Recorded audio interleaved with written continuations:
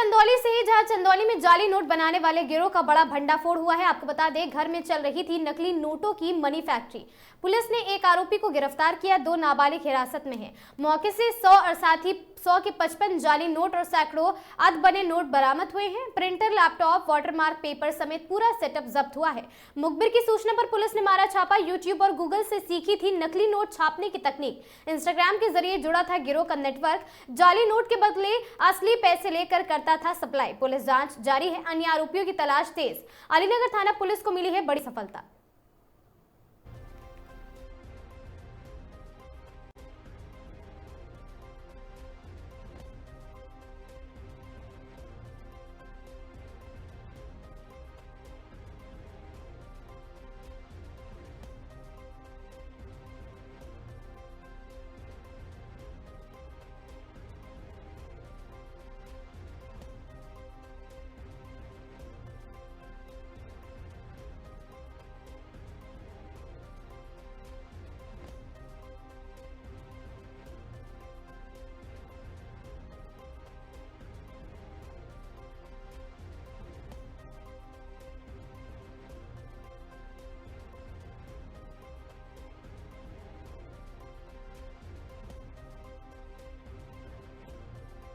मामला कल दिनांक 22/3/2026 को जनपद चंदौली की स्वास्थ्य सर्विलांस पुलिस तथा थाना अलीनगर की पुलिस द्वारा अलीनगर थाना क्षेत्र में एक फर्जी करेंसी छापने वाले गिरोह का पर्दाफाश किया गया है, जिसमें मौके से जाली नोट 100 रुपए के बरामद हुए तथा जाली नोट छापने के उपकरण बरामद हुए और एक अन्य बाल अपचारी बाद में अभिरक्षा में लिया गया है। कुल इस प्रकार 2 बाल अपचारी तथा 1 अभियुक्त को गिरफ्तार किया गया। क्या कार्रवाई हो रही है इसमें? इनके और ये सप्लाई कहाँ करते थे इस विषय में जानकारी किया जा रहा है कि ये नोट कहाँ भेजते थे और इनको जो भी वैधानिक कार्रवाई है वो की जा रही है।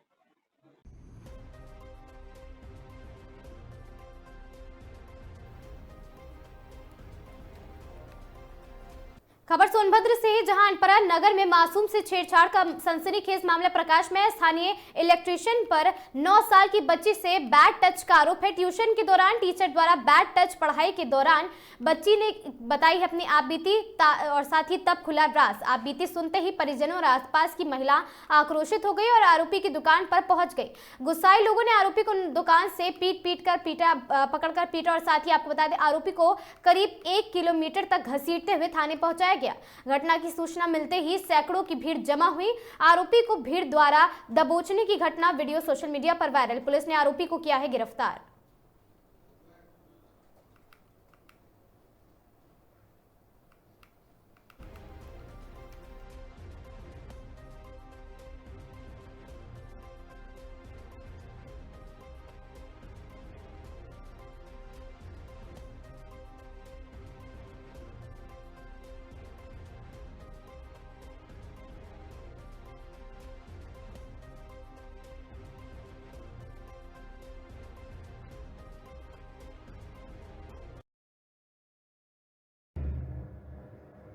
आज दिनांक 23 मार्च 2026 को थाना अनपरा पर एक व्यक्ति द्वारा यह प्रार्थना पत्र दिया गया कि एक व्यक्ति जो कि इलेक्ट्रीशियन है तथा उनके घर पर आना जाना है, उसके द्वारा उनके 2 नाबालिग बच्चियों से बैड टच किया जा रहा है।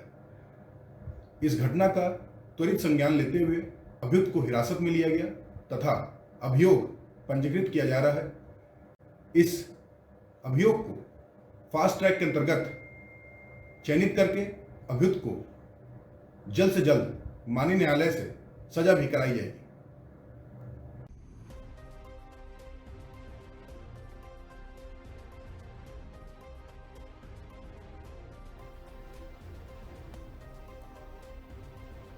खबर महोबा से, जहां पुरानी रंजिश के चलते खूनी खेल खेला गया। आपको बता दें, खरेला के चंदौली गांव में दबंगों ने पिता पुत्र पर जानलेवा हमला बोल दिया और साथ ही रंजिशन बुलाकर किए गए इस हमले में पुत्र की गला मारकर बेरहमी से हत्या कर दी गई। आपको बता दें, जबकि बीच बचाव कराने आए पिता को लहूलुहान कर डाला गया। पुलिस ने मुकदमा दर्ज कर आरोपियों की तलाश शुरू कर दी है। महोबा जनपद के खरेला थाना क्षेत्र के चंदौली गांव में सोमवार को दिन चीख पुकार मच गई। मातम में तब्दील हो गया माहौल।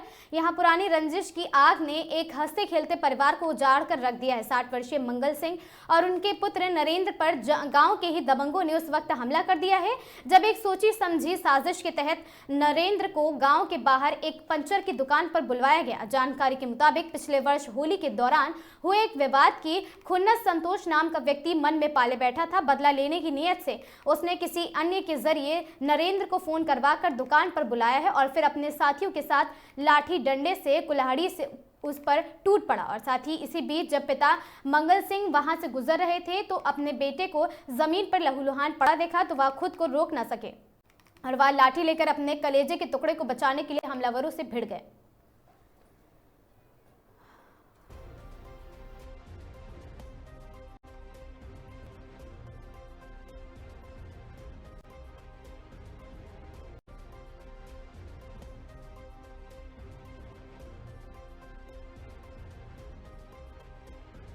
गाँव में साहब बुलावे फोन करके दूसरे लड़का को प्रेम वाले को नाव लेके कि हम पलानी बोला था उड़ता और फिर साहब इन्ने डंडा बुलाएंगे से मारो वो ससुर ने डंडा उठा फिर मार दो पाँव में मुन्ना ने और मुन्ना ने पकड़ के साहब जांग में फेर मारो।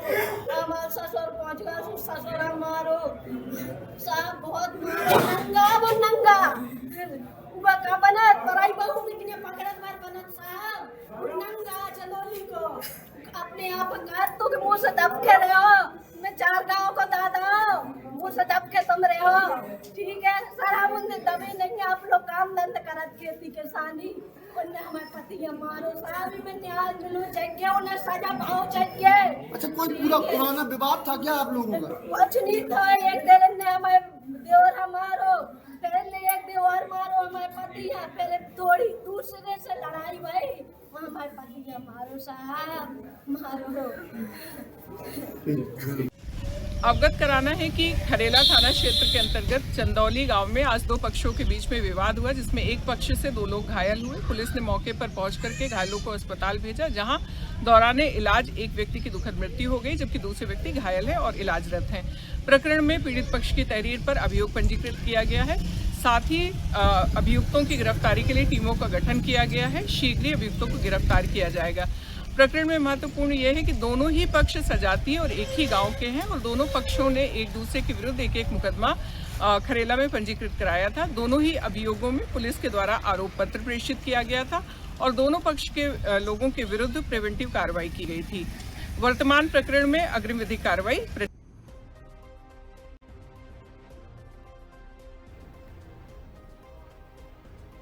पुलिस अधीक्षक अमरोहा श्री अमित कुमार आनंद द्वारा शांति एवं कानून व्यवस्था व आम जनमानस में सुरक्षा की भावना जागृत रखने हेतु अमरोहा नगर क्षेत्र के कोतवाली तिराहा, जेएस चौराहा, अंबेडकर चौक बाजार बड़ा और साथ ही रामलीला मैदान में आयोजित होने वाले ट्रेड फेयर आदि मुख्य बाजार व भीड़ भाड़ वाले स्थानों पर पैदल गश्त भ्रमण कर सुरक्षा व्यवस्था का निरीक्षण किया गया एवं ड्यूटीरत अधिकारी कर्मचारी गणों को आवश्यक दिशा निर्देश दिए गए।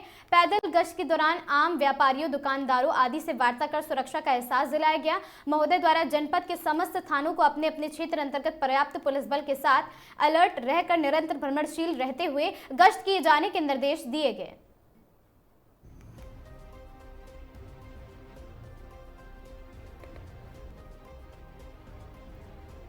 अपर पुलिस महानिदेशक कानपुर जोन कानपुर व पुलिस उप महानिरीक्षक कानपुर परिक्षेत्र कानपुर तथा पुलिस अधीक्षक औरैया द्वारा थाना कोतवाली औरैया परिसर में नवनिर्मित भोजनालय का फीता काट कर उद्घाटन कर निरीक्षण किया गया। इसके उपरांत बड़ा खाना कार्यक्रम का आयोजन किया गया जिसमें अपर पुलिस महानिदेशक कानपुर जोन कानपुर व पुलिस उप महानिरीक्षक कानपुर परिक्षेत्र कानपुर तथा पुलिस अधीक्षक औरैया द्वारा अधीनस्थों को अपने हाथों से प्रेम भाव के साथ भोजन परोसा गया।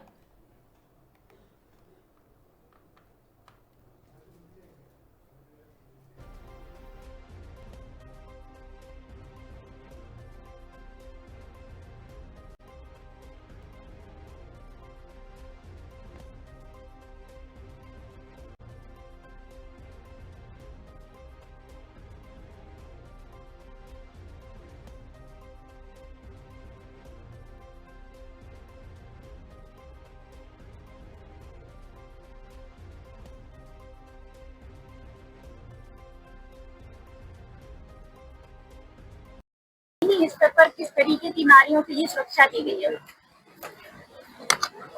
नारियों की सुरक्षा के लिए आप जानते हैं कि बहुत ही बृहत कार्यक्रम पूरे प्रदेश में चल रहा है पुलिस के द्वारा, जिसमें हमारा हर थाने पर एक मिशन शक्ति केंद्र स्थापित किया गया है। ये मिशन शक्ति केंद्र जो है न केवल नारी बच्चियों की सुरक्षा को सुनिश्चित करते हैं, साथ ही साथ उनकी जो सामाजिक सुरक्षा है उस पर भी बहुत बल दिया गया है।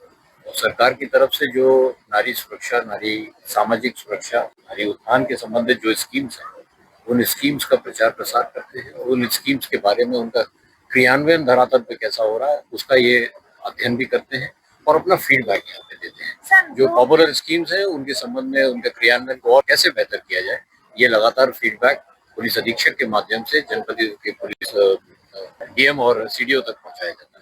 सर, जो ग्रामीण में सुरक्षा है वही जो शहरों में जो लड़कियों के लिए सुरक्षा है वही क्या जो ग्रामीण की लड़कियां उनके लिए भी वही उसी स्तर की सुरक्षा की गई है? सभी नागरिक समान हैं। सभी नागरिकों की सुरक्षा के लिए, विशेषकर बच्चियों और महिलाओं की सुरक्षा के लिए पूरी तरह से पुलिस दृढ़ संकल्पित है।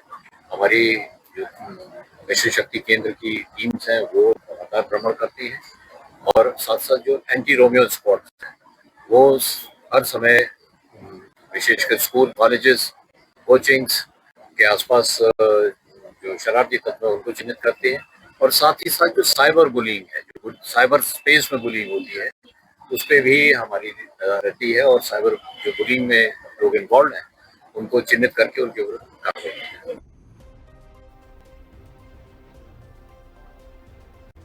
थाना कल्याणपुर में 112 के माध्यम से एक सूचना प्राप्त हुई कि एक 8 वर्षीय बालिका के साथ उनके पड़ोस के रहने वाले एक बुजुर्ग व्यक्ति ने दुष्कर्म का प्रयास किया है। पुलिस ने तत्काल मौके पर पहुंचकर छानबीन की और साथ ही पीड़िता की मां द्वारा दी गई तहरीर के आधार पर अभियुक्त मोहम्मद इस्माइल के विरुद्ध सुसंगत धाराओं में अभियोग पंजीकृत कर त्वरित कार्रवाई करते हुए पुलिस ने नामजद अभियुक्त को गिरफ्तार कर लिया है और आज उसे माननीय न्यायालय के समक्ष पेश कर न्यायिक हिरासत में जिला कारागार कानपुर नगर में भेज दिया गया। मौके से भी आवश्यक फॉरेंसिक साक्ष्य जुटाए गए हैं।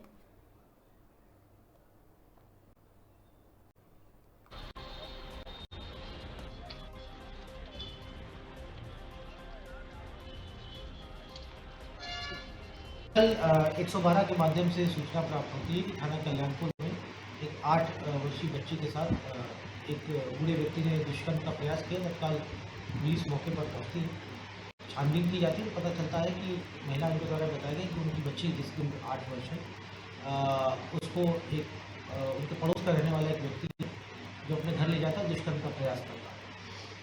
इस पूरे प्रकरण को गंभीरता से लेते हुए तत्काल इसमें सुसंगत धाराओं में बीएनएस और पॉक्सो के अंतर्गत इसमें अभियोग पंजीकृत किया गया और जो इसमें नामजद अभियुक्त था उसको, इसका नाम मोहम्मद इस्माइल है, इसको तत्काल पुलिस ने इसको गिरफ्तार किया। आज माननीय न्यायालय के समक्ष इसको जुडिशियल रिमांड में भेजा गया है। जो भी फोरेंसिक एविडेंस है उनको कलेक्ट किया गया और शीघ्र ही इसमें मूल दोष के आधार पर जो भी विधिक कार्रवाई है वो होने को लगता है। संडीला थाना बना हाई अलर्ट जोन। सोमवार को पुलिस अधीक्षक ने थाना संडीला का वार्षिक निरीक्षण किया, जिसमें पूरे परिसर में हलचल तेज हो गई। हर कोने की गहन जांच हुई। अभिलेखों, मालखाना, शास्त्रागार, महिला हेल्प डेस्क, सीसीटीवी सिस्टम, हवालात, बैरक और भोजनालय, कोई भी हिस्सा जांच से अछूता नहीं रहा। रिकॉर्ड और साफ सफाई पर सख्त रुख अपनाते हुए एसपी ने साफ कहा, व्यवस्था में ढिलाई बिल्कुल बर्दाश्त नहीं की जाएगी। निरीक्षण के बाद एक्शन और तेज थाने से निकलते ही एसपी खुद पुलिस बल के साथ सैकड़ों लोग के साथ सड़कों पर उतर गए और साथ ही संडीला के मुख्य बाजार व भीड़ भाड़ वाले इलाकों में पैदल गश्त की गई। जनता को भरोसा, अपराधियों को चेतावनी, आम लोगों को सुरक्षा का भरोसा दिलाया गया। वहीं कानून तोड़ने वालों को साफ संदेश, किसी को भी बख्शा नहीं जाएगा। पूरी टीम रही मौके पर मौजूद। इस दौरान क्षेत्र अधिकारी संडीला संतोष कुमार और साथ ही कोतवाली विद्यासागर पाल समेत भारी पुलिस बल मौके पर तैनात रहा। बड़ा सवाल यह है कि एसपी के इस एक्शन के बाद बदलेगी थाने की कार्यप्रणाली या फिर सब पहले जैसा है। नमस्कार, आगाज टाइम्स देख रहे हैं आप। मैं हूं आपके साथ पलक शर्मा। खबर सीतापुर से है। भाजपा सांसद कंगना रनौत के द्वारा राहुल गांधी पर टिप्पणी किए जाने के विरोध में जमकर प्रदर्शन हुआ और साथ ही कांग्रेस सांसद राकेश राठौर की अगुवाई में हुआ जमकर प्रदर्शन। भाजपा विरोधी नारों के साथ सड़कों पर किया गया प्रदर्शन, शक्ति प्रदर्शन। कांग्रेस सांसद राकेश राठौर के साथ कांग्रेसी नेताओं ने दिया डीएम को ज्ञापन। कांग्रेस सांसद राकेश राठौर ने भाजपा पर किया है तीखा हमला।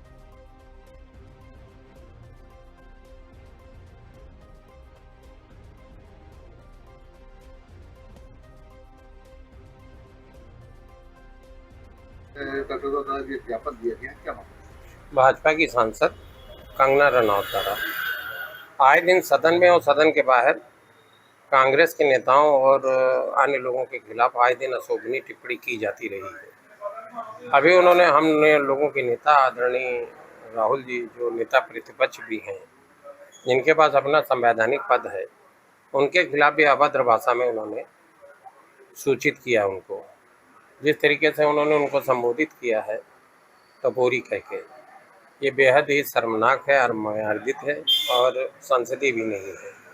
आज महिला कांग्रेस की ओर से हजारों की तादाद में महिलाएं सड़क पर निकली हैं और कंगना रनौत की इस कृत्य का विरोध कर रही हैं। लगातार विरोध करेंगे हम लोग, लगातार इस तरीके के लोगों के, इस तरीके के तत्वों का विरोध करेंगे और जितना लोकतंत्र में मर्यादित सीमा पे विरोध हो वो सब करेंगे हम लोगों के लिए।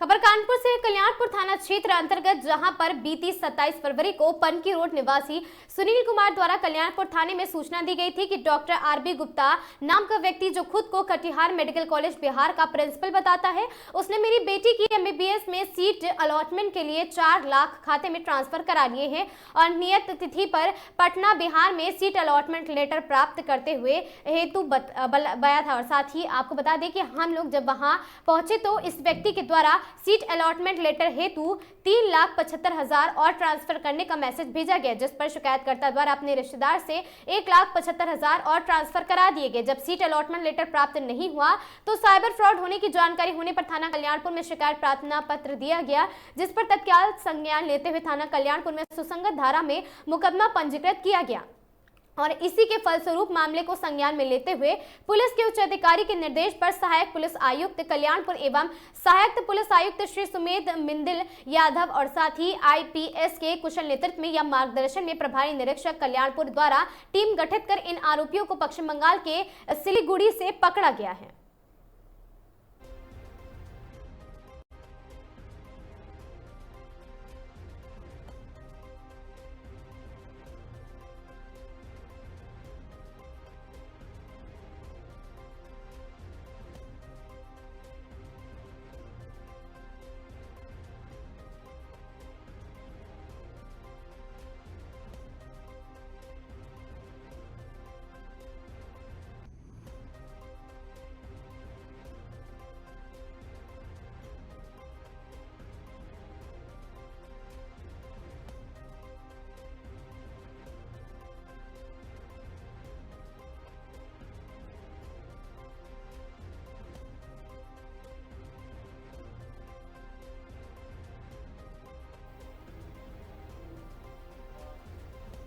एडीसीपी क्राइम सुमित सुधाकर रामटेके की ताबड़तोड़ कार्रवाई के बाद शहर के कोने कोने में बरामद किए जा रहे अवैध मादक पदार्थ। इसी क्रम में दबोचे गए तो शातिर मादक पदार्थ कारोबारी पकड़े गए अभियुक्त अंकित गुप्ता व दीपक जायसवाल। एडीसीपी सुमित सुधाकर रामटेके ने बताया, दोनों अभियुक्तों के पास से 23 किलो 501 ग्राम अवैध गांजा बरामद है। दोनों अभियुक्त उड़ीसा से गांजा लाते हैं। दोनों अभियुक्तों को धारा 8/20 एनडीपीएस एक्ट के तहत अग्रिम विधिक कार्रवाई के उपरांत भेजा जा रहा न्यायालय।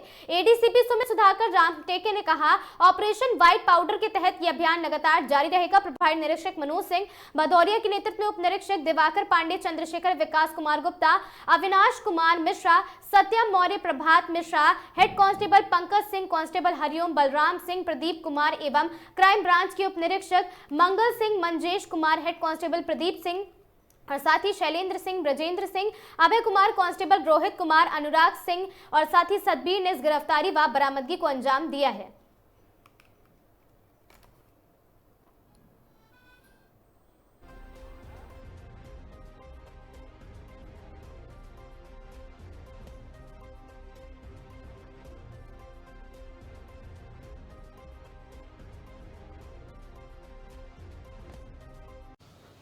कल 22 मार्च 2026 को हमने एक आदमी को पकड़ा है और जो उड़ीसा से गांजा ला रहा था, जिसका नाम दीपक जायसवाल है। उसके पास 23 किलो गांजा मिला था और उसका साथी यहाँ पर था, उसका नाम अंकित है। इन दोनों को हमने पनकी क्षेत्र से गिरफ्तार किया। ये उड़ीसा से गांजा लेने के लिए गए थे। उड़ीसा में भुवनेश्वर और संबलपुर इस जगह पर इन दोनों के कांटेक्ट थे। वहाँ के लोकल आदमी से इन्होंने गांजा खरीदा था और यहाँ लाके ये अलग अलग जगह पर देते थे। कोई उन्नाव में दे रहा था, कोई सजेती की तरफ दे रहा था, ऐसे अलग अलग जगह पर दे रहे थे। किस तरीके से ला रहे थे? ट्रेन से थे, बस से थे? ये ट्रेन से ला रहे थे गांजा। भुवनेश्वर ये 2-3 दिन पहले गए थे, वहाँ पर रुके और फिर वहाँ से ट्रेन से इन्होंने गांजा लाया था। स्लीपर में ये चढ़े थे, हालांकि इनके पास टिकट नहीं था, टीटी के पास पकड़े भी गए थे। फिर वहाँ पर जो फाइन भर के ये स्लीपर से आए।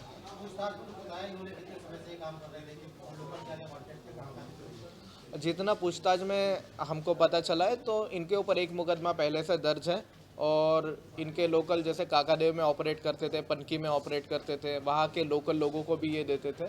और इनका जो टारगेट ग्रुप है, मतलब ये मेन सप्लायर थे, वहाँ से ये लाते थे 15-20 हज़ार रुपये में और यहाँ पर 20-30 हज़ार रुपये में बेचते थे। तो एक ट्रिप पे इनका प्रॉफिट जो जाता था वो 1-1.5 लाख के ऊपर जाता था। तो 15 दिन में एक ट्रिप करना और फिर वहाँ पर 1-1.5 लाख का प्रॉफिट करना, तो ये इनका मॉडस ऑपरेंडी है, रूटीन वर्क है ये। पनकी में चौकी इंचार्ज निलंबित किए गए थे, क्या सर क्या इनके संबंध इनसे निकले हैं? कोई कांटेक्ट हुआ है क्या? नहीं, अभी तक के पूछताछ में ऐसे कोई चीज़ें पता नहीं चली है और ये इंडिपेंडेंट, उससे रिलेटेड हमको नहीं पता चला। और ये कानपुर कमिश्नरेट का जो ऑपरेशन चल रहा है वाइट पाउडर के अगेंस्ट, लगातार इसमें कार्रवाइयाँ हो रही है, उसके अंतर्गत ही ये कार्रवाई की गई है और आगे भी ऐसी कार्रवाइयाँ अलग अलग जोन, अलग अलग जगह चिन्हित करके, हॉटस्पॉट चिन्हित करके उस पर भी लगातार हम कार्रवाइयाँ करते रहे। सर, आपके द्वारा लगातार कार्रवाई की जा रही है। खबर सोनभद्र से, जहां संदिग्ध परिस्थिति में युवती का शव फंदे से लटका मिला। फंदे से लटका मिला शव देख परिजनों में कोहराम मच गया। मृतक की पहचान 23 वर्षीय सुकमन पुत्री अमरजीत के रूप में हुई है और साथ ही परिजनों के अनुसार घटना से पहले फोन पर किसी से झगड़ा हुआ था। झगड़े के बाद युवती ने दुपट्टे से फांसी लगा ली। घटना के समय घर के अन्य सदस्य बाहर गए हुए थे, जिस वजह से काफी देर बाद परिजनों को घटना की जानकारी हुई है। घटना की सूचना पर पहुंची पुलिस ने शव को कब्जे में लेकर पोस्टमार्टम के लिए भेजा। परिजनों में आवश्यक जानकारी लेने के बाद पुलिस ने जांच शुरू करी। प्रभारी निरीक्षक दिन्नू प्रसाद यादव ने बताया कि तहरीर के आधार पर आगे की विधिक कार्रवाई की जा रही है।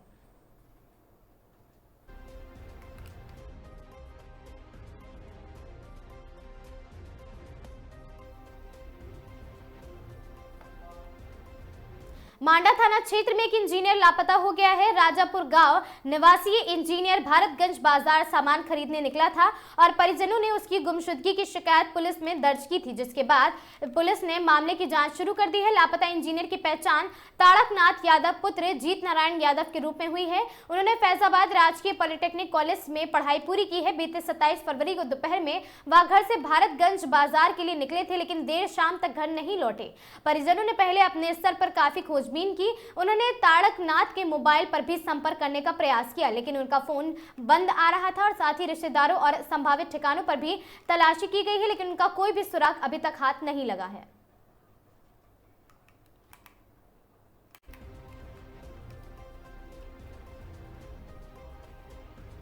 खबर गाजीपुर से है, जहां सपा विधायक जय किशन साहू के भतीजे की दबंगई आई सामने। सपा विधायक के दबंग भतीजे मनीष साहू ने युवक को सरेआम पीटा है। युवक को जूते से पीटते विधायक भतीजे का वीडियो वायरल हुआ है। आपको बता दें, गाजीपुर में सपा विधायक जय किशन साहू के भतीजे की दबंगई सामने आई है और साथ ही गाजीपुर की सदर सीट से सपा विधायक जय किशन साहू के दबंग भतीजे मनीष साहू ने एक युवक को सरेआम जमकर पीटा है। युवक को जूते से पीटते हुए विधायक के भतीजे का वीडियो सोशल मीडिया पर वायरल हो रहा। सपा विधायक जय किशन साहू के भतीजे मनीष साहू की खुलेआम गुंडाई का ये वीडियो सोशल मीडिया पर तेजी से वायरल हो रहा, जबकि पीड़ित की तहरीर पर पुलिस कार्रवाई में जुटी और गाजीपुर के दुल्लापुर थाने क्षेत्र के नीलकंठ गैस एजेंसी पर सपा विधायक जय किशन साहू के भतीजे मनीष साहू ने युवक की जूते से पिटाई भी की है। और साथ ही दुल्लापुर के जलालाबाद में सपा विधायक जय किशन साहू के भतीजे मनीष की नीलकंठ गैस एजेंसी है, जहां ये मामला सामने आया है। बताया जा रहा कि पीड़ित युवक अपने साथी के साथ गैस एजेंसी पर सिलेंडर लेने पहुंचा था।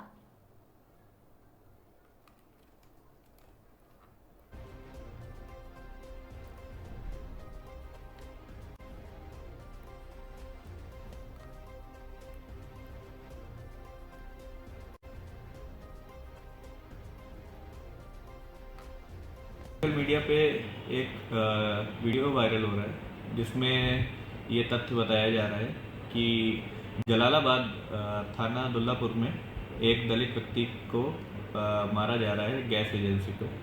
उक्त के संबंध में ये जानकारी साझा करना चाहेंगे कि ये जो तथ्य है ये भ्रामक तथ्य है। वो व्यक्ति अनुसूचित जाति के नहीं है, फिर भी मामला क्योंकि संगीन है और गंभीर प्रकरण है, इसलिए जो पीड़ित व्यक्ति है उनसे तहरीर ले ली गई है। उनकी तहरीर के आधार पर मुकदमा पंजीकृत किया जा रहा है और आगे की विधिक कार्रवाई अमल में लाई जाएगी। खबर चंदौली से है, जहां पुल से एक युवक ने गंगा में लगाई छलांग, जान देने की कोशिश की। मौके पर मौजूद गोताखोरों ने दिखाई बहादुरी, बचाई जान। नाव से पहुंचकर टीम ने युवक को सुरक्षित बाहर निकाला। पुलिस ने चहनिया पीएचसी भेजा है। इलाके में के बाद वहां इलाज के बाद घर भेजा गया। पत्नी से लंबे समय से चल रहे थे विवाद के चलते उठाया कदम। 6 साल से मायके में रह रही थी पत्नी, विवाद बना कारण। बलुआ पुलिस मौके पर पहुंची, परिजनों को सौंपा युवक। अपना नाम बताइए। मार्कंडे माझी गोताखोर, बनुआ सराय घर है। ये पुल से लड़का कूदा है। हम लोग रब्बी निषाद गोताखोर, आशीष निषाद गोताखोर, एक गोताखोरों ने इनको नाव से पकड़कर इनको नाव पर बैठाए हम लोग। कितने बजे किया गया? ये सर 1 घंटा की अभी बात है। अच्छा जी, 1 घंटा में वहाँ पकड़ना, यहाँ लाना। प्रशासन के मैंने फ़ोन किया, प्रशासन वहाँ पहुँची और प्रशासन के साथ हम लोग ब्लॉक पर लेकर आके भर्ती किए। अच्छा, 6 बजे की बात है ये? हाँ जी, 6 बजे की बात है। ठीक।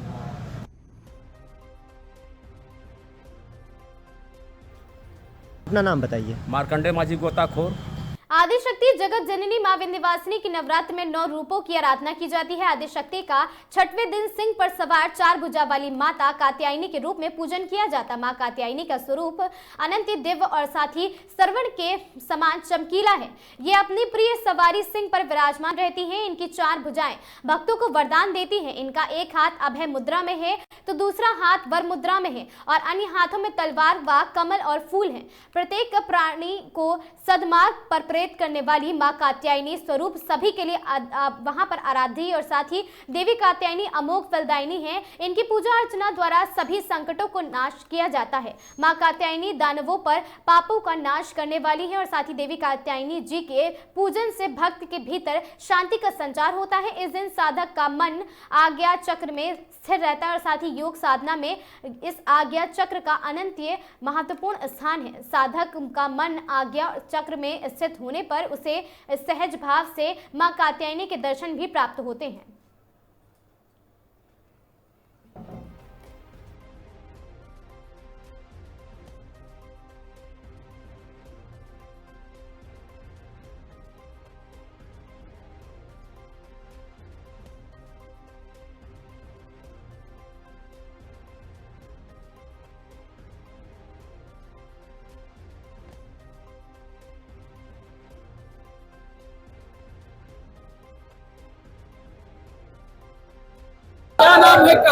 क्या नाम है, कहाँ से आए हैं आप? मेरा नाम आलोक सिंह है, पटना से आया हूँ। कहाँ आए हैं, क्या उपाय देखने को मिला? इस बार वैसे तो हम बहुत पहले से आते रहे हैं स्टूडेंट लाइफ से, लेकिन पहले आते थे तो माता के प्रति श्रद्धा भक्ति तो पहले भी थी, पर अभी तो इस बार जो व्यवस्था देखी गई बाबा योगी जी के राज में बहुत कुछ बदलाव दिख रहा है और लगता है कि बदलाव की प्रक्रिया से भी ये विंध्याचल गुजर रहा है।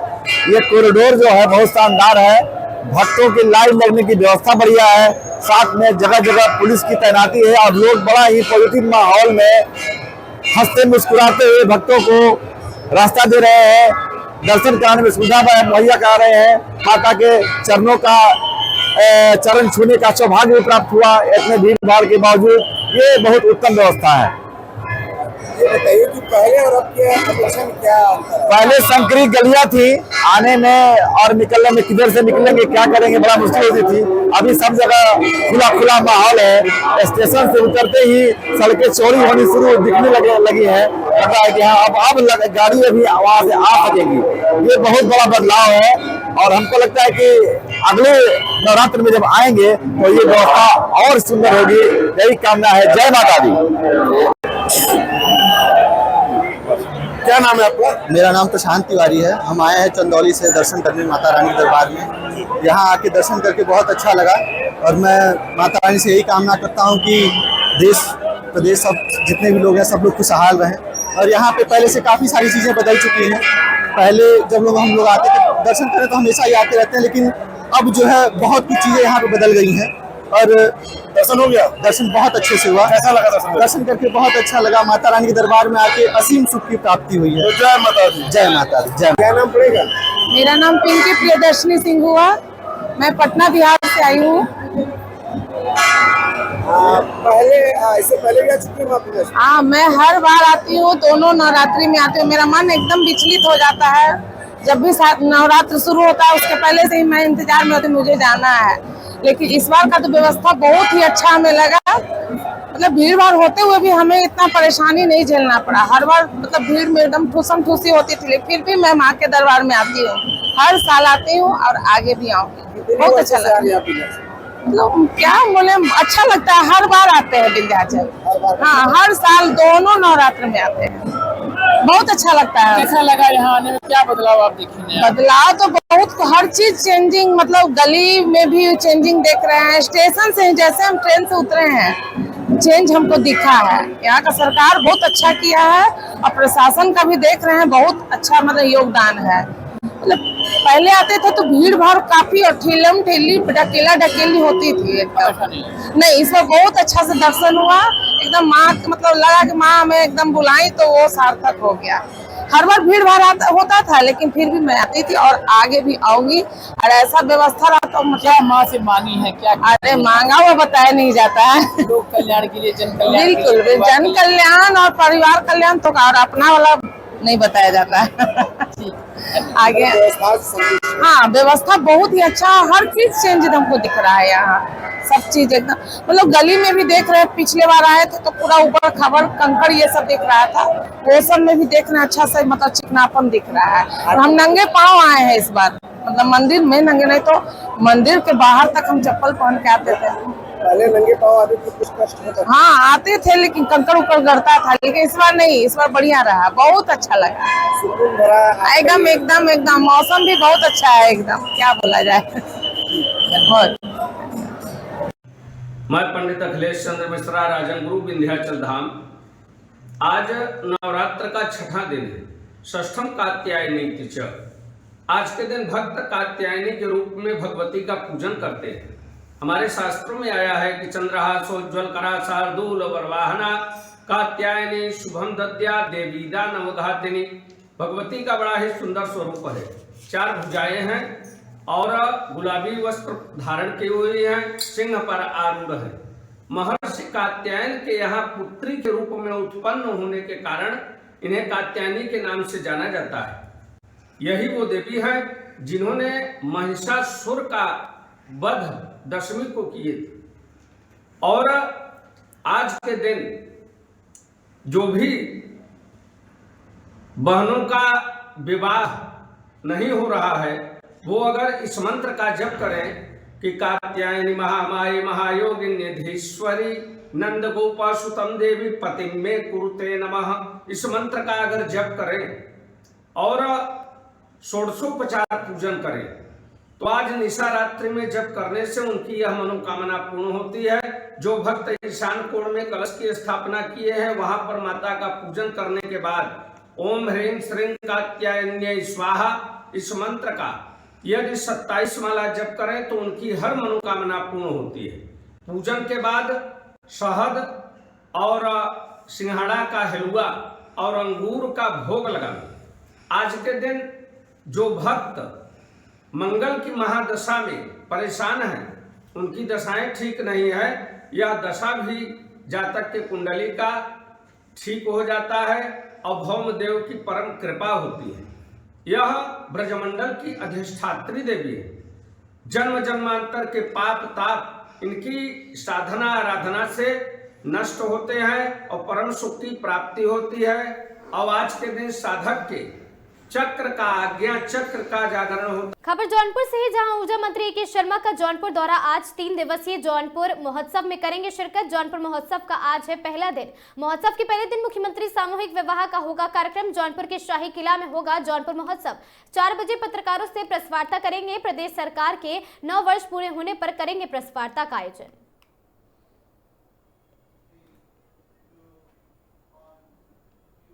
बड़ी खबर देवभूमि उत्तराखंड के जनपद उधम सिंह नगर से सामने निकल कर आ रही है, जहां जनपद के जसपुर विधानसभा क्षेत्र के अंतर्गत पड़ने वाले एवं जसपुर एवं काशीपुर मार्ग के बीच स्थित गांव गोरा फॉर्म के नाम से विख्यात त्यागी फॉर्म में मतमेली नदी किनारे विराजमान प्राचीन महाभारत कालीन मां हिडिंबा देवी मंदिर पर जारी पावन पर्व चैत्र नवरात्रि के शुभ अवसर पर चलने वाले 3 दिवसीय महायज्ञ की मंत्रोच्चारण के साथ एवं पूरे विधि विधान से आज नवरात्र के 5वें दिन समाप्त हो गई है, जिसमें बाहर से पहुंचे साधु संत एवं मंदिर के पुजारी सहित सभी ने मंदिर पर पहुंचकर महायज्ञ में भाग लिया और साथ ही पूजा अर्चना की और मंत्रोच्चारण के साथ पूरे विधि विधान से यज्ञ की समाप्ति की और मां हिडिंबा देवी के दर्शन में अपने जीवन को सफल बनाया। वहीं इस संबंध में मंदिर के पुजारी स्वामी आत्मानंद सरस्वती ने मीडिया से रूबरू होकर जानकारी देते हुए बताया, यह मंदिर मां हिडिंबा देवी के नाम से विख्यात है, जो प्राचीन मंदिर महाभारत के काल का है और पहले यहाँ एक मत हुआ करता था। इसकी मान्यता है कि जो भी सच्चे दिल से भक्त यहाँ आकर मांगता है उसकी मनोकामना पूर्ण होती है और इस मंदिर में हर प्रतिवर्ष 25 दिसंबर को विशाल मेला भी लगता है।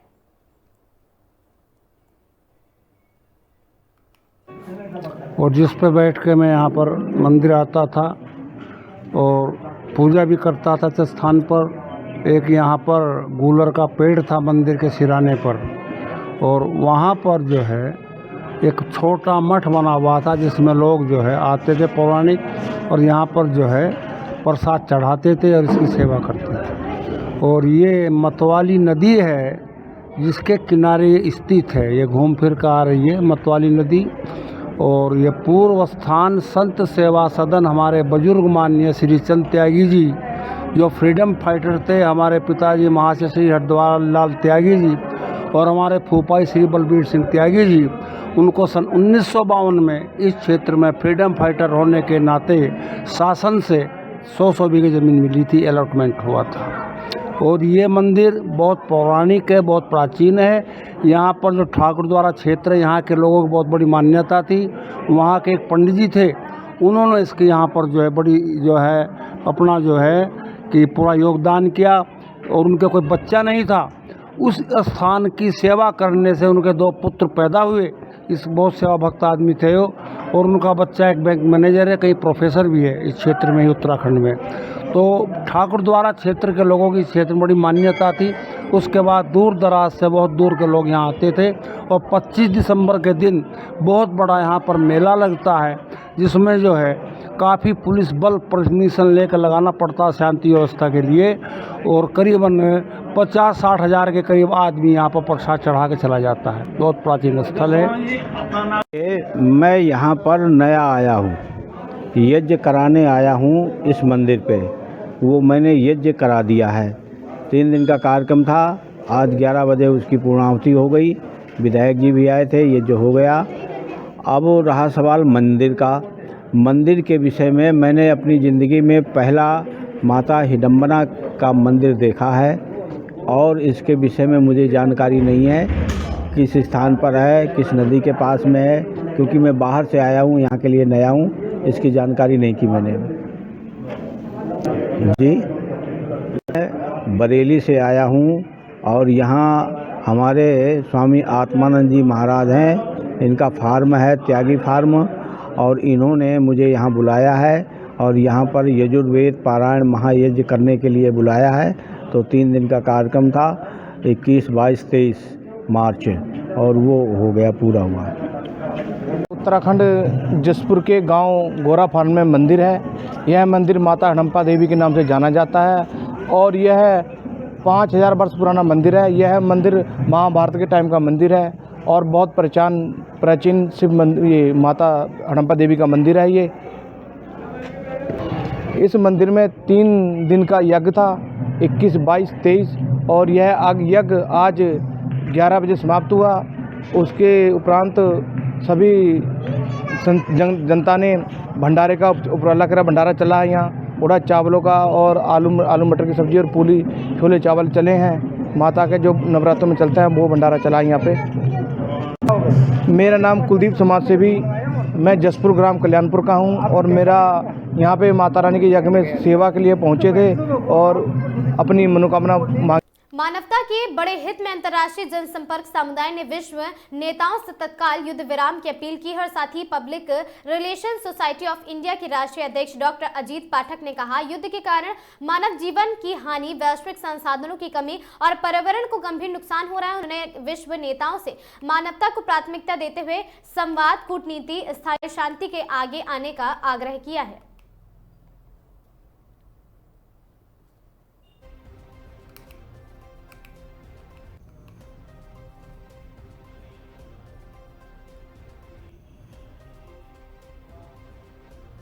सरगुजा बचाओ संघर्ष समिति मोर्चा के बैनर तले आदिवासी समाज के लोगों ने नगर निगम अंबिकापुर का घेराव किया। बड़ी संख्या में पहुंचे प्रदर्शनकारियों ने शहर में बने 493 मकानों को आवंटन में मूल निवासियों को प्राथमिकता देने की मांग उठाई है। प्रदर्शनकारियों का कहना है, अंबिकापुर में बने इन मकानों का लाभ सबसे पहले स्थानीय और सरगुजा के मूल निवासियों को मिलना चाहिए। इसी मांग को लेकर आदिवासी समाज के लोगों ने नगर निगम पहुंच के और साथ ही अधिकारियों को अपनी मांगों से अवगत कराया है। इस दौरान अधिकारियों ने के साथ चर्चा भी हुई थी, लेकिन जिसमें प्रशासन की ओर से बैठक कर निर्णय लेने के लिए 3 दिन का समय मांगा गया। प्रदर्शनकारियों ने कहा कि यदि तय समय के भीतर उचित निर्माण कार्य नहीं किया गया तो आंदोलन और भी तेज किया जाएगा।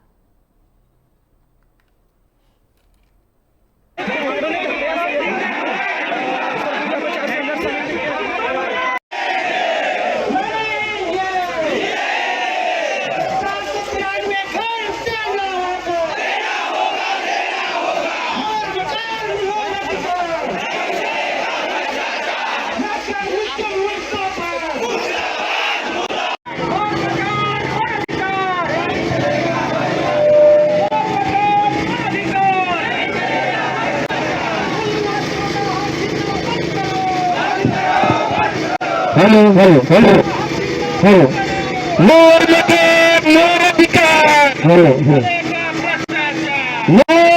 मोर अधिकार हम अपना अधिकार मांगते,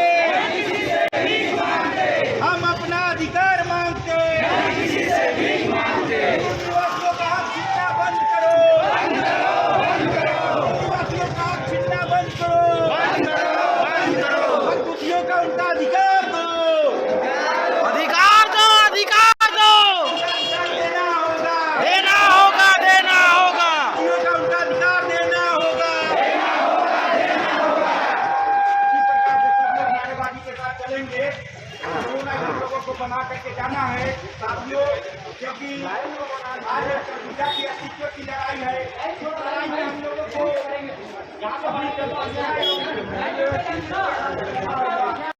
ज्ञापन सौंपा गया। इन लोग चाह रहे हैं कि वो आदिवासियों के लिए मांग रहे हैं, लेकिन ऐसा जो भी नियम होगा उसमें उसको अनुसार किया जाएगा। पहले कर दिया नियम से पहले नियम है, जो शासन के नियम उसी के अनुसार चलेगा। आरोप है नगर निगम के विरुद्ध, नियम के विरुद्ध नगर निगम ने काम किया है बिना होने के। वो वाला नहीं, ऐसा नहीं, वो तो बता रहे हैं। क्या आश्वासन दिया? हमने परसों बुलाए हैं, कमिश्नर साहब के सामने बातें होंगी, जो भी शासन के नियम कहते हैं उसको अनुसार चलेंगे। क्या चर्चा होगी इसी के बारे में? सर, 5 अनुसूचित क्षेत्र में नगर पालिका वैध है। सर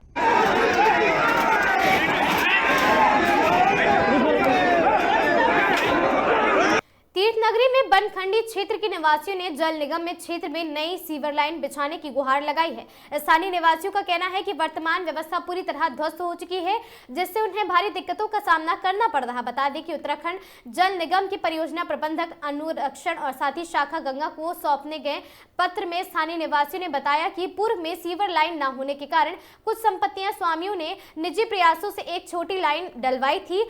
यह लाइन पंकज गुप्ता की दुकान से दीपक अग्रवाल के मकान तक डाली गई थी। क्षेत्रवासियों का आरोप है कि इस निजी लाइन को रोक दिए जाने के कारण पानी का ढाल उल्टा हो गया था, जिसके चलते सीवर का गंदा पानी वहां बैक मार रहा है और साथ ही चैम्बर हमेशा बंद रहता है। इससे इलाके में दुर्गंध और साथ ही बीमारियों का खतरा भी बना हुआ है और पत्र में स्पष्ट किया गया है कि पूर्व में जब बनखंडी मार्ग में मुख्य हरिद्वार रोड तक लाइन बिछाई गई थी, तब इस छोटे से हिस्से को संभावित भविष्य की योजना के लिए छोड़ दिया गया था।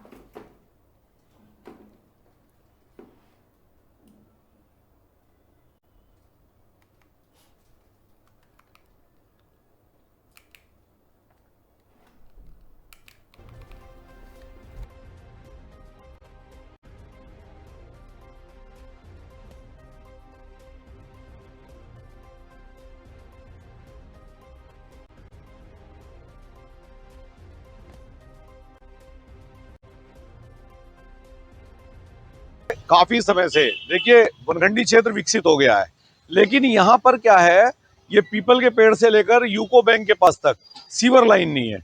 एक जो निजी सीवर लाइन थी पुराने जमाने की, वो सीवर लाइन रिवर्स चला रखी है, और उसके साथ साथ वर्षा काल में जो पूरी बनखंडी और रेलवे स्टेशन का पानी है वो नाले के माध्यम से गोविंद नगर प्लांट में भेज रहे हैं। तो यहाँ पर हम काफी समय से मांग कर रहे थे। आज परियोजना निदेशक जो हैं यहाँ के, वो दिल्ली बैठक में गए हुए हैं। आज हमने स्थानीय निवासियों के साथ जाकर वहाँ ज्ञापन दिया है और मांग की है कि पीपल के पेड़ से लेकर अशोका होटल के पास वाली गली तक यहाँ पर सीवर लाइन से जो बिल्कुल अछूता पड़ा है शहर का ये भाग, उसे सीवर लाइन से युक्त किया जाए।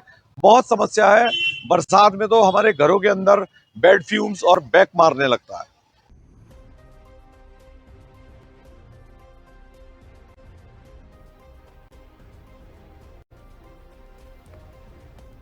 खबर कोटा से है। राजस्थान पुलिस कोटा शहर ने दिनांक 22 मार्च 2026 को थाना आरकेपुरम क्षेत्र के गणेश नगर में एक महिला की संदिग्ध अवस्था में हुई मृत्यु के मामले का शीघ्र खुलासा कर मुख्य आरोपी को गिरफ्तार किया। मामले के विवरण की बात करें तो दिनांक 22 मार्च 2026 को पुलिस को सूचना मिली कि गणेश नगर स्थित एक मकान में महिला मृत पाई गई है और मौके पर पहुंची पुलिस टीम ने घटनास्थल का गहन निरीक्षण किया है, जहां मृतका के शरीर पर चोट के निशान मिले हैं और घर का सामान अस्त व्यस्त था। प्रारंभिक साक्ष्य एकत्र कर शव को पोस्टमार्टम के लिए न्यू मेडिकल कॉलेज अस्पताल कोटा भेजा गया है। प्रथम दृष्टया मामला हत्या का प्रतीत होने पर प्रकरण दर्ज कर अनुसंधान शुरू कर दिया गया है।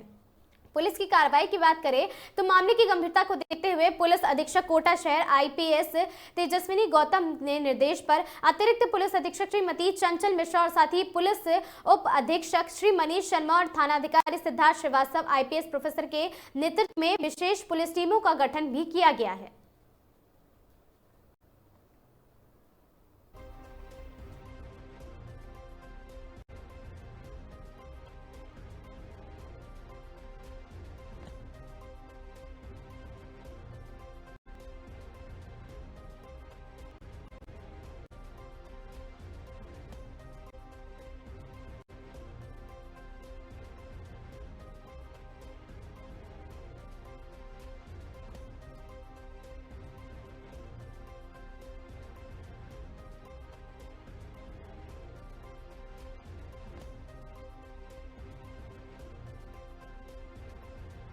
कल पुलिस को ये सूचना मिली कि एक महिला है जिसकी संदिग्ध अवस्था में जो मृत्यु हुई है और डेड बॉडी जो है वो उसके कमरे में घर के अंदर 3rd फ्लोर पे मिली है। प्रथम दृष्टया जैसे ही ये सूचना मिली तुरंत सभी सीनियर अधिकारी SHO RK Puram IPS probationer Siddharth Srivastava, CO 4 Manish Sharma, additional SP चंचल मिश्रा और मैं खुद हम लोग मौके पर पहुंचे। साथ ही साथ एफएसएल डॉग स्क्वाड और एमओबी टीम से पूरे घटनास्थल का जो है वो निरीक्षण कराया गया। प्रथम दृष्टया बॉडी को देखने से उस पर कोई चोट के निशान नहीं थे, लेकिन जैसे ही हमने साइंटिफिक एविडेंसेस को कलेक्ट करना शुरू किया, जैसे ही पोस्टमार्टम बोर्ड से डॉक्टर्स के द्वारा किया गया, तो ये चीज़ समझ में आई कि महिला का गला दबाकर और स्मॉदरिंग करके हत्या की गई है।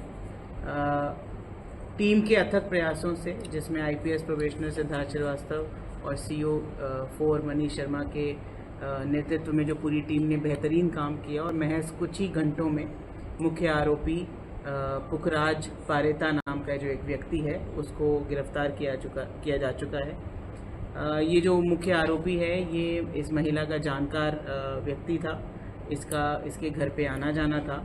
महिला जो मृतका है वो ब्याज पे पैसे लेन देन का काम करती थी, लोगों के आभूषण रख के पैसे देना, इस तरीके का काम वो किया करती थी और ये जो व्यक्ति था आरोपी वो उसको इसी काम से जानता था।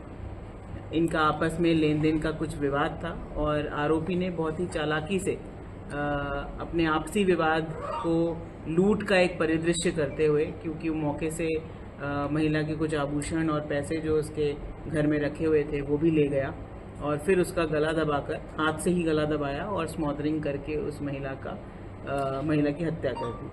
तो इसमें बहुत ही अच्छा एक साइंटिफिक एविडेंस के ऊपर रोल रहा, क्योंकि शुरू में ये तय नहीं किया जा पा रहा था कि हत्या है या नेचुरल डेथ है, लेकिन ये पूरी टीम जो हमारे नए प्रशिक्षु IPS हैं सिद्धार्थ श्रीवास्तव जी, उनकी पूरी टीम ने बहुत अच्छा प्रयास किया है। इस आरोपी को तुरंत गिरफ्तार कर लिया गया है, अभी न्यायालय के सामने पेश किया जा रहा है और विस्तृत पूछताछ करके इसमें चालान पेश करके इस प्रकरण को केस ऑफिसर स्कीम में लेकर और बेहतर तरीके से इसको अंजाम तक ले जाने की कोशिश की जाएगी। आरोपी वहाँ से गिरफ्तारी कहाँ से हुई? आरोपी भागने की फिराक में था, तो इसको टेक्निकल एविडेंस से उद्योग नगर के आसपास के क्षेत्र से पकड़ा गया और क्योंकि इसको ऐसा लगा कि मैं लूट का एक चित्रण वहाँ पे करके आया हूँ तो मेरे ऊपर शक नहीं होगा, तो इसीलिए ये कई बार दूसरे लोगों से कहता भी मिला कि भाई मैं तो कल रात को वहाँ गया ही नहीं था और इस तरीके की चीज़ें। लेकिन फिर भी इसमें अभी हमने इसको गिरफ्तार किया है और इससे प्रथम दृष्टया पूछताछ में ये बात सामने आई है और आगे भी हम इससे विस्तृत पूछताछ करके बेहतर अनुसंधान करके इस प्रकरण को केस ऑफिसर स्कीम में लेके इसको अंजाम तक पहुँचाएंगे। महिला अकेली रहती थी वहाँ पे? महिला अकेली रहती थी वहाँ? हाँ, महिला के बच्चे जो हैं वो कहीं दूसरे मकान में रहते हैं, पास में ही एक दूसरा मकान है, बट इस वाले मकान में जहाँ पे मृतका की बॉडी मिली है वहाँ पे ये अकेले रहती थी। क्या करता है? पुखराज पारेता ये जनरली इस महिला के साथ ही इस तरीके का मतलब क्लाइंट्स लाने का कि भाई जिसको पैसे की ज़रूरत है बताने का, क्योंकि ये महिला ब्याज पे पैसे देती थी, तो इस तरीके से एक इंट्रोड्यूसर टाइप का व्यक्ति था। ज़्यादा कुछ बेहतर काम या कोई व्यवस्थित काम तो ये नहीं करता। कितनी रकम देती थी मैडम ये महिला? क्या ज़्यादा रकम देती? ये सारी चीज़ें तो खैर इस हमारे केस से रिलेटेड भी नहीं है, पर आरोपी से रिलेटेड जो भी अनुसंधान है वो अभी और गहनता से किया जा रहा है। बेटे ने कल ऑटो चालक का भी मामला है, बेटे ने आरोप लगाए थे कि बेटे ने बेसिकली आरोप तो इसी पे लगाए थे और एक ऑटो चालक पे भी लगाए थे, उनको भी हमने डिटेन करके पूछताछ कर ली है, लेकिन उनका प्रथम दृष्टया अभी तक इस मर्डर में कोई इन्वॉल्वमेंट नहीं है। एक ही आरोपी अभी तक? जी, एक ही आरोपी है और एक ही व्यक्ति है जिसने पूरे घटनास्थल पे सारी चीज़ों से जो साइंटिफिक साक्ष्य भी उठाए हैं FSL के, वो भी इसमें इसी के पुखराज पारेता के ही मिले हैं। मैडम, परिजन कह रहे थे कि 2 से 3 युवक युवतियाँ भगती हुई दिखी थी जब परिजन अंदर घर में प्रवेश कर रहे थे। उनसे भी हमने डिटेन करके पूछताछ कर ली है, ऐसा कोई प्राथमिक तौर पे उनका रोल इस मुकदमे में नहीं आया है, बट जैसा कि मैंने आपको कहा कि अभी भी अनुसंधान जारी है और हम हर एंगल पे अनुसंधान कर रहे हैं। अगर इसमें और भी कोई भी इन्वॉल्व होगा तो उसके खिलाफ भी विधिवत धाराओं में कार्रवाई की जाएगी। Thank you. कितने बजे किया है क्या बताएं? रात को लगभग 12, साढ़े 12, 1 बजे के बीच में इस व्यक्ति ने इस घटना को अंजाम दिया। गैस की बढ़ती किल्लत और कीमत पर कांग्रेसियों ने सिलेंडर की शव यात्रा निकालकर किया प्रदर्शन। अजमेर कांग्रेस प्रकोष्ठ के कार्यकर्ताओं ने ज्योतिबा फुले सर्कल पर आज गैस की बढ़ती किल्लत और कीमत पर कांग्रेसियों ने सिलेंडर की शव यात्रा निकालकर प्रदर्शन किया। कांग्रेस के वरिष्ठ कार्यकर्ता शैलेंद्र अग्रवाल एवं ईश्वर टहलनिया ने के नेतृत्व में सिलेंडर की शव यात्रा निकालकर मोदी सरकार को चेतावनी देते हुए कहा कि बढ़ती गैस कीमत के कारण कई रेस्टोरेंट और होटल बंद हो गए हैं। शीघ्र दाम कम नहीं हुए तो उग्र आंदोलन किया जाएगा।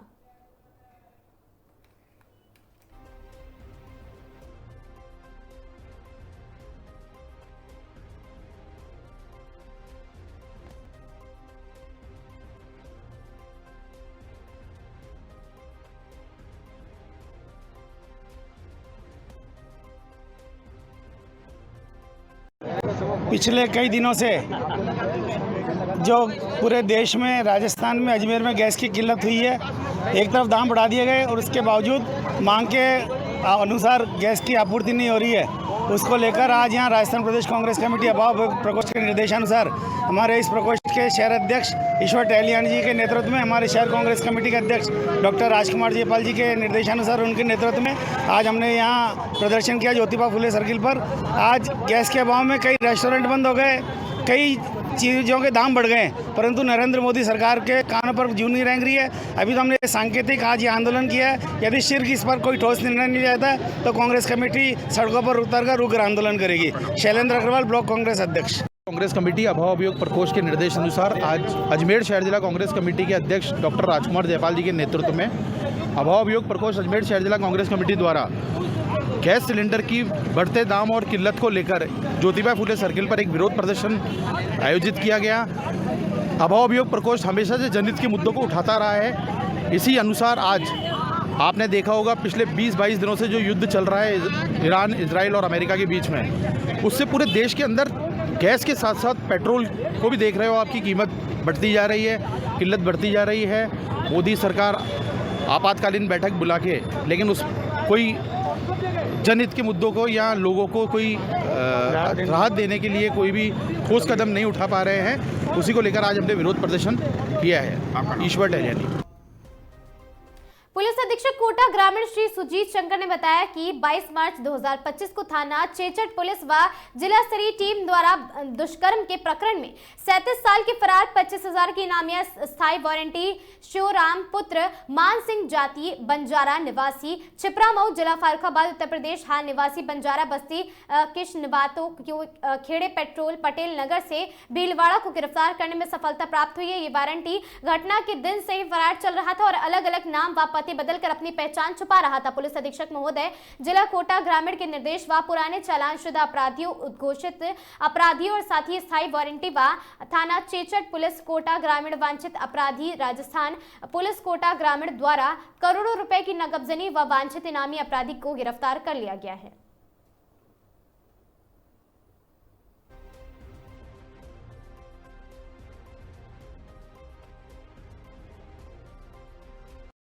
उच्चाधिकारियों के निर्देशानुसार जिला कोटा ग्रामीण में वांछित अपराधी स्थायी वारंटी मफरूर भगोड़े की गिरफ्तारी का एक ड्राइव चलाया हुआ है।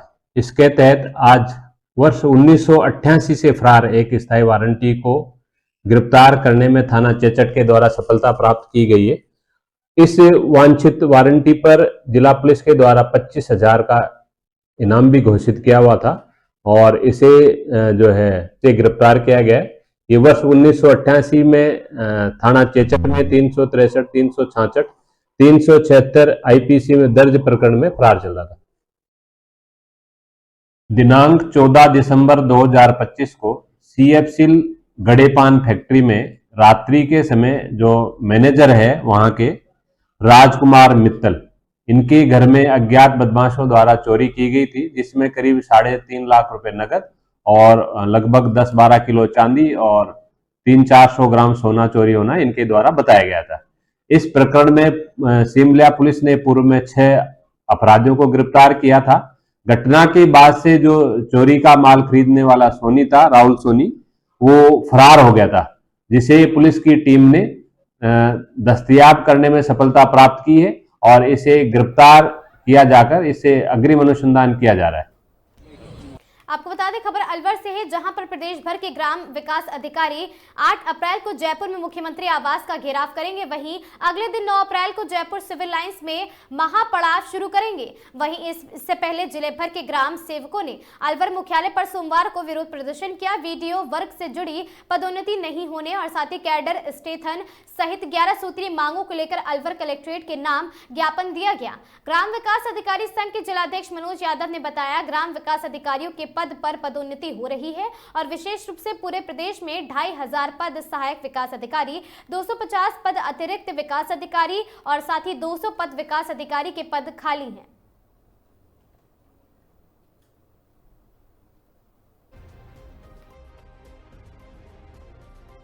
आज हम सब यहाँ इकट्ठा हुए हैं सरकार की हठधर्मिता को दूर करने के लिए। हमने कई बार ज्ञापनों के माध्यम से और भी कई तरीकों से सरकार के समक्ष अपनी बात पहुंचाई है कि पदोन्नति की जाए। आज मुझे 26 साल हो गए हैं नौकरी करते हुए, एक पद पर काम करते हुए। सरकार से पूछा जाए कि एक पद पर एक आदमी कब तक काम करेगा? क्या उसका मनोबल डाउन नहीं होगा उस काम को करते करते? तो हम पूछना चाहते हैं, वो क्या चाहते हैं ग्राम विकास अधिकारियों से कि उनका प्रमोशन क्यों नहीं हो रहा है? अगर सरकार चाहे तो कोर्ट में क्यों नहीं मैटर सुलझ सकता? जब सरकार चुनाव के लिए कोर्ट ने दे रखी थी तारीख, उसमें चुनाव नहीं करवा रहे तो हमारे उसमें क्यों मैटर में अलझा रखा है ये कोर्ट का मैटर? तो हम सरकार से पूछना चाहते हैं, हम हमारे संघ के माध्यम से पूछना चाहते हैं कि ऐसा क्यों कर रही है सरकार हमारे साथ। हमारी मुख्य मांग है वो पदोन्नति नहीं होना है। उसकी वजह से पूरे समग्र में भयंकर रोष उत्पन्न हो रहा है, जिसकी वजह से 8 अप्रैल को माननीय मुख्यमंत्री जी के निवास के घेराव का कड़ा फैसला हमें लेना पड़ा है। उसके साथ साथ ही हमारी वेतन विसंगति, ट्रांसफर नीति समेत 11 मुख्य मांगे हैं, जिसको लेकर हम लगातार सरकार के समक्ष अपनी मांगों को रख रहे हैं, लेकिन उन पर आज तक कोई कार्रवाई नहीं हुई है। विशेष रूप से पदोन्नति का तो इस तरह का प्रकरण है कि आज पूरे प्रदेश में लगभग 2500 पद सहायक विकास अधिकारियों के, 800 पद अतिरिक्त विकास अधिकारियों के और लगभग 200 पद विकास अधिकारियों के खाली है, जिन पे सरकार किसी भी, चाहे सहायक अभियंता हो, चाहे तहसीलदार हो, चाहे उपखंड अधिकारी हो, इनको अतिरिक्त चार्ज दे देकर सरकार अपना काम निकाल रही है, लेकिन पदोन्नति करने का नाम नहीं ले रही। इसकी वजह से ग्रामीण विकास की पूरी व्यवस्था चौपट हुई पड़ी है। इसकी वजह से निचले तबके के कर्मचारियों में भयंकर आक्रोश उत्पन्न हुआ है। उसके लिए हम आज ज्ञापन देने श्रीमान सीओ साहब के यहाँ जिला परिषद पहुंचे हैं। अभी थोड़ी देर में श्रीमान जिला कलेक्टर महोदय अलवर को भी ज्ञापन दिया जाएगा। धन्यवाद। कितने लोग आप यहाँ पर पहुंचे? लगभग हम 60-70 लोग अभी यहाँ उपलब्ध आ गए हैं, और भी लोग साथी रास्ते में हैं जो दूर दूर के ब्लॉक, जैसे नीमराना है, थानागाजी है, कठूमर है, कोटकासी में, उन ब्लॉकों से अभी साथी रास्ते में वो।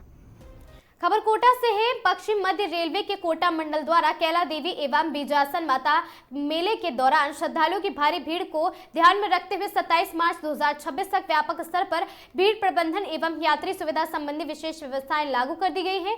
मेले के दौरान विभिन्न स्टेशनों पर यात्रियों की संख्या में उल्लेखनीय वृद्धि को देखते हुए प्रकाश व्यवस्था, पेयजल, स्वच्छता, सुरक्षा एवं चिकित्सा सुविधाओं को सुदृढ़ किया गया, जिससे यात्रियों को सुरक्षित एवं सुगम अनुभव प्राप्त हुआ है। वरिष्ठ मंडल वाणिज्य प्रबंधक सौरभ जैन ने बताया कि प्रभावित स्टेशनों पर पर्याप्त प्रकाश व्यवस्था, पेयजल आपूर्ति, रेलवे सुरक्षा बल द्वारा सुरक्षा एवं भीड़ नियंत्रण, स्काउट एवं गाइड द्वारा यात्रियों के आवागमन में सहयोग तथा टिकटिंग एवं स्वच्छता व्यवस्था को सुदृढ़ किया गया। साथ ही ट्रेनों की सुचारू आवाजाही सुनिश्चित करने हेतु गति नियंत्रण और साथ ही घटनाओं की समुचित व्यवस्था एवं चिकित्सा दलों की उपलब्धता भी सुनिश्चित कराई गई है। और इसके अतिरिक्त वहां पर सवाई माधोपुर, गंगापुर सिटी, श्री महावीर और साथ ही बयाना और साथ ही हिंडौन सिटी सहित अन्य प्रमुख स्टेशन पर भी यात्रा सुविधाओं का सुदृढ़ किया गया है, जिससे मेले के दौरान यात्रियों की आवाजाही सुगम और सुरक्षित बनी रहे।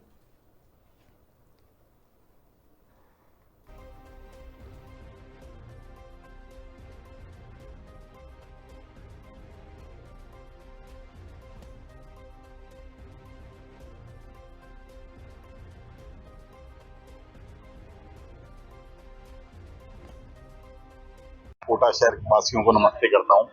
जैसा कि आपको विदित है, 22 तारीख को हमने 35वें वर्ष में प्रवेश किया। इस अवसर पर लाल बहादुर शास्त्री शिक्षा समूह द्वारा 2 दिवसीय कार्यक्रम रखे गए। कल इसका पहला दिन था। इसका शुभारंभ हमारे राजस्थान टेक्निकल यूनिवर्सिटी के वाइस चांसलर निमित चौधरी साहब और साथ ही अनुकृति मैम ने किया, जो कोटा हेड ऑफ डिपार्टमेंट है टूरिज्म की। और 2 दिन में देखा होगा, पहले दिन लाल बहादुर शास्त्री समूह से जुड़े हुए सभी विद्यालयों के विद्यार्थियों ने एक बढ़िया सांस्कृतिक कार्यक्रम दिया, और आज सारा लाल बहादुर शास्त्री शिक्षा समूह से ग्रुप से जुड़े हुए सभी कॉलेजों का आज एक जॉइंट हमने उत्सव के रूप में, वार्षिक उत्सव के रूप में, स्थापना दिवस के रूप में मनाया।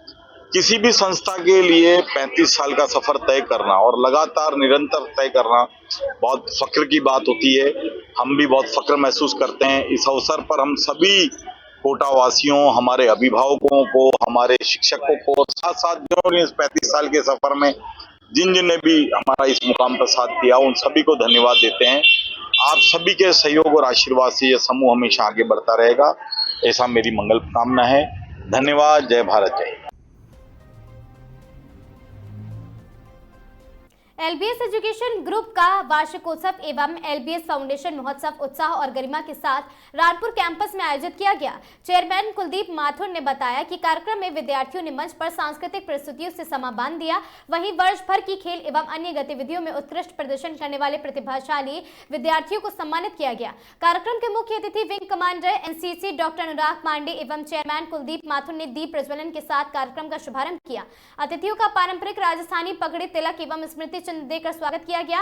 इस अवसर पर केक काटकर एवं गुब्बारे आकाश में छोड़कर हर्ष व्यक्त किया गया। कार्यक्रम में उर्मिला माथुर और साथ ही कपिल, सिद्धार्थ, सुदर्शन माथुर सहित कई गणमान्य जन उपस्थित रहे। और मुख्य अतिथि ने विद्यार्थियों के सर्वांगीण विकास की सराहना करते हुए कहा कि शिक्षा के साथ खेल, एनसीसी और अन्य गतिविधियों में भागीदारी से व्यक्ति वहां पर समग्र विकास होता है। व्यक्ति को निर्देश सुदर्शन माथुर ने बताया कि विद्यार्थियों ने बाहुबली एवं पंजाबी गीतों पर आकर्षक प्रस्तुतियां दी हैं जिन्हें दर्शकों ने खूब सराहा है।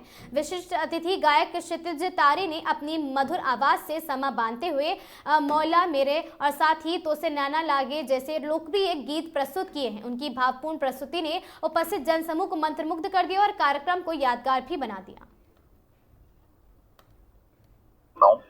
जैसा कि आपको विदित है, 22 तारीख को हमने 35वें वर्ष में प्रवेश किया। इस अवसर पर लाल बहादुर शास्त्री शिक्षा समूह द्वारा 2 दिवसीय कार्यक्रम रखे गए। कल इसका पहला दिन था। इसका शुभारंभ हमारे राजस्थान टेक्निकल यूनिवर्सिटी के वाइस चांसलर निमित चौधरी साहब और साथ ही अनुकृति मैम ने किया, जो कोटा हेड ऑफ डिपार्टमेंट हैं टूरिज्म की। और 2 दिन में देखा होगा, पहले दिन लाल बहादुर शास्त्री समूह से जुड़े हुए सभी विद्यालयों के विद्यार्थियों ने एक बढ़िया सांस्कृतिक कार्यक्रम दिया और आज सारा लाल बहादुर शास्त्री शिक्षा समूह से ग्रुप से जुड़े हुए सभी कॉलेजों का आज एक जॉइंट हमने उत्सव के रूप में, वार्षिक उत्सव के रूप में, स्थापना दिवस के रूप में मनाया। किसी भी संस्था के लिए 35 साल का सफर तय करना और लगातार निरंतर तय करना बहुत फक्र की बात होती है। हम भी बहुत फक्र महसूस करते हैं। इस अवसर पर हम सभी कोटा वासियों, हमारे अभिभावकों को, हमारे शिक्षकों को और साथ साथ जिन्होंने इस 35 साल के सफर में जिन ने भी हमारा इस मुकाम पर साथ दिया, उन सभी को धन्यवाद देते हैं। आप सभी के सहयोग और आशीर्वाद से यह समूह हमेशा आगे बढ़ता रहेगा, ऐसा मेरी मंगल कामना है। धन्यवाद। जय भारत, जय। पश्चिम मध्य रेलवे के कोटा मंडल द्वारा कैला देवी एवं बीजासन माता मेले के दौरान श्रद्धालुओं को भारी भीड़ का ध्यान रखते हुए 27 मार्च 2026 तक व्यापक स्तर पर भीड़ प्रबंधन एवं यात्री सुविधा संबंधी विशेष व्यवस्थाएं लागू की गई। मेले के दौरान विभिन्न स्टेशनों पर यात्रियों की संख्या में उल्लेखनीय वृद्धि को देखते हुए वहां पर प्रकाश व्यवस्था, पेयजल, स्वच्छता, सुरक्षा एवं चिकित्सा सुविधा को सुदृढ़ किया गया, जिससे यात्रियों को सुरक्षित एवं सुगम यात्रा अनुभव प्राप्त हो सका।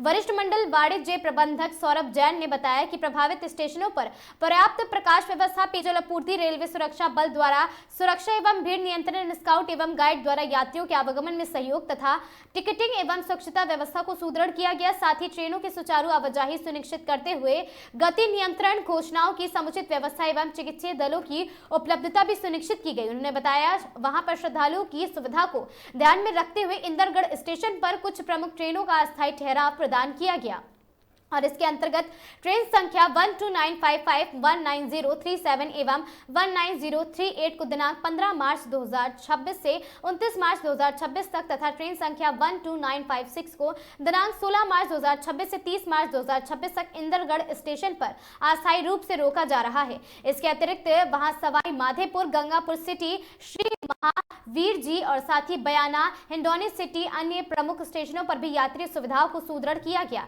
जिससे मेले के दौरान यात्रियों की आवाजाही सुगम एवं सुरक्षित बनी रही। रेलवे प्रशासन द्वारा वरिष्ठ अधिकारियों के नियमित निरीक्षण भी सुनिश्चित किए जा रहे ताकि व्यवस्थाओं की सतत निगरानी बनी रहे। और साथ ही रेल प्रशासन यात्रियों से अपील करता है कि यात्रा के दौरान निर्धारित नियमों का पालन करें, भीड़ भाड़ वाले क्षेत्रों में सावधानी बरतें एवं किसी भी प्रकार की असुविधा होने पर रेलवे कर्मचारियों से संपर्क अवश्य करें।